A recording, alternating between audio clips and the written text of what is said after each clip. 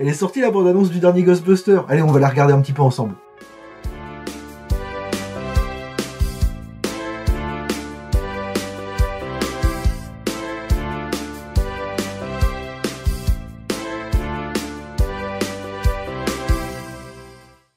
Et salut tout le monde, bah oui, je viens de regarder cette bande-annonce, elle est magnifique, j'ai vu plein de choses très intéressantes déjà.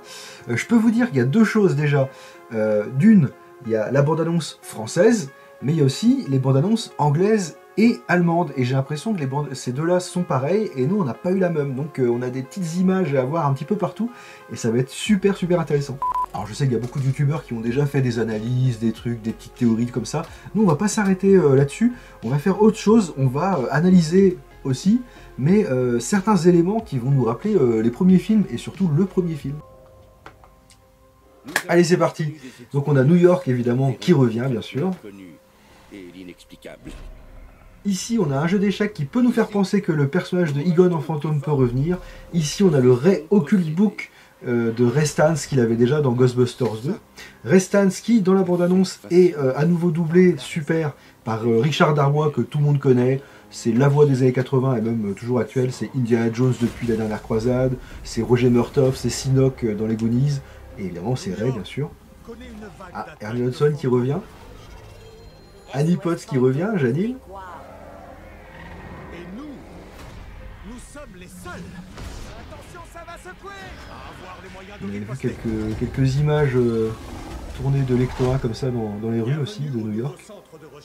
Alors, les petits Bill Chamallow qui reviennent aussi. Maintenant, on peut les étudier. Il est trop chou. Depuis que vous avez ramené cet orbe, d'étranges phénomènes se produisent. Les esprits lui obéissent. Il y a un truc qui essaie de sortir? Pas qu'un seul. La statue et la bibliothèque du premier film avec le fantôme de la bibliothèque. Et là, on regardera un petit peu en détail tout à l'heure. Mais il y a un petit truc encore ici, vous voyez. La veste de Ray, c'est celle qu'il portait déjà en 1984 dans le premier film. Sa veste en jean. On défendra notre QG. On se met en tenue et on détruit tout ce qui fait peur. Cet orbe, d'après la prophétie, précipitera la fin de l'humanité. Une secondaire glaciaire.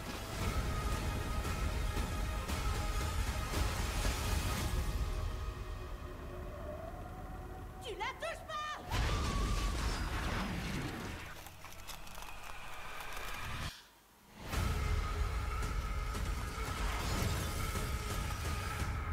Ah, cette image. On va faire un petit arrêt sur l'image juste après. Voilà, SOS Fantôme, la menace de glace. Et évidemment, bien sûr, le retour de Bouffe-Tout dans The Real Ghostbuster. Bon, moi, on va l'appeler Slimer quand même, ce sera mieux. Ce sera plus pro. Le 10 avril au cinéma.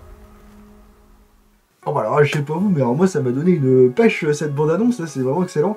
Comme je le disais juste à l'instant, j'aimerais juste faire un tout petit arrêt sur image sur une des images les plus importantes du trailer. C'est celle-ci. On peut observer en fait que y a tous les Ghostbusters à part Phoebe. On voit donc sur la gauche Ernie Hudson, enfin, on va dire Winston Zeddemore, il y a Peter Venkman à côté, il y a Ray Stantz, et vous observerez que Ray n'a pas sa ceinture. Alors est-ce qu'il a rejoint le groupe un petit peu à la va-vite? On n'en sait rien. On sait déjà, petit spoiler, que le personnage de Ray en fait a des petits soucis de santé, donc il est obligé de mettre un peu de côté le costume. Il est plutôt là en conseiller technique apparemment, donc à voir, hein, ça va prendre avec des pincettes, on verra bien. Et alors juste derrière on peut deviner le personnage de Janine qui porte son uniforme. Alors justement dans la deuxième bande-annonce, celle américaine dont je parlais tout à l'heure, on a une petite scène que je vais vous montrer tout de suite. Can I be of any help? Melnitz in uniform! Yeah! Oh, j'adore, on va avoir à nouveau Peter Venkman qui va balancer du bois, ça va être excellent. Alors, je dois avouer aussi qu'il y a des suites ou des reboots de films que je déteste, mais alors là j'ai l'impression qu'on reste quand même vraiment dans la veine en fait des premiers films, Et là je trouve ça excellent, on n'est pas sur comme par exemple du Jurassic Park qui ont fait revenir des personnages juste pour faire revenir des personnages, en tout cas c'est mon avis, et j'ai vraiment hâte de voir ce nouveau Ghostbuster. Alors depuis tout à l'heure vous voyez que j'ai mis le personnage de Podcast qui est arrivé dans Afterlife, qui fera aussi son retour dans ce Frozen Empire. Je vais rester sur le titre anglais parce que la menace de glace franchement ça m'a un peu saoulé, et on va ensemble regarder ce qu'il a dans le ventre. Alors voilà qui est fait pour le déballage. Alors on peut tout de suite s'apercevoir qu'il y a pas mal de trucs dans ce pack, on va dire. On a le petit sifflet qui trouve chez Egon en forme de truc Maya un petit peu. On a les ectos Google qui portent dans le film. On a la radiocommande du piège à fantôme qui est radiocommandé. On a aussi des morceaux ou des bouts plutôt de marshmallow avec un mini Stay Puft aussi. Et évidemment la figurine qui est super détaillée pour le coup. Elle est un peu plus petite, on va faire une petite comparaison, mais elle est un peu plus petite que évidemment les anciens chasseurs de fantômes de la même collection que j'ai déjà. Et vous voyez les détails dans les chaussures, on voit carrément qu'il y a des petites couleurs bleues un peu partout, c'est vraiment excellent. Et évidemment, dans cette série de chez Hasbro, on avait la possibilité de faire le démon en fait du film avec un morceau dans chaque, comment dirais-je, dans chaque figurine achetée. Donc là, on a le corps.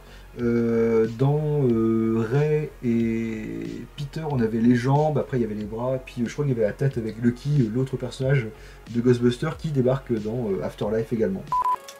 Alors, je vais quand même la sortir maintenant qu'elle est déballée. Hop, et écoutez, alors je vous avoue que Afterlife, je l'ai vu qu'une fois, et j'ai très envie de le revoir. Je sais pas pourquoi je le regarde pas, d'ailleurs, je suis bête, mais elle est vachement détaillée et j'ai l'impression qu'il est vachement reconnaissable par rapport au film. Donc là c'est super appréciable. Alors attendez, on va faire le point, voilà qui est fait. Et ben c'est pas mal du tout. On voit aussi qu'il a son petit podcast ici marqué là, parce qu'il a enlevé ça va être Spengler ce qu'il avait enlevé. On a forcément hop, le petit logo de Ghostbusters. Et ben c'est pas mal du tout. Alors lui il n'est pas fourni avec un pack de protons, c'est peut-être pour ça qu'on a pas mal de petits trucs à côté. Je vais juste laisser un truc parce que j'avais envie depuis tout à l'heure. Hop, je vais lui mettre les ectos Google si j'y arrive.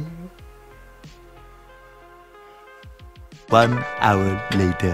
Tiens, voilà qui est fait. J'ai un petit peu galéré parce qu'il a une sacrée touffe de cheveux, c'était un peu compliqué à mettre les petites lanières là sur les côtés. Je vais le laisser hop tel quel, je vais juste baisser un petit peu, voilà, pour que le truc prenne bien ses cheveux. Et ben c'est pas mal du tout. On reconnaît bien le personnage, j'ai l'impression. Et ben c'est vraiment chouette.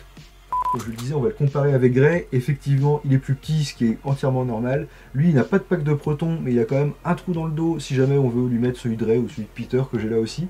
Mais vous voyez, les tailles doivent correspondre au film, ce qui est somme toute très normal.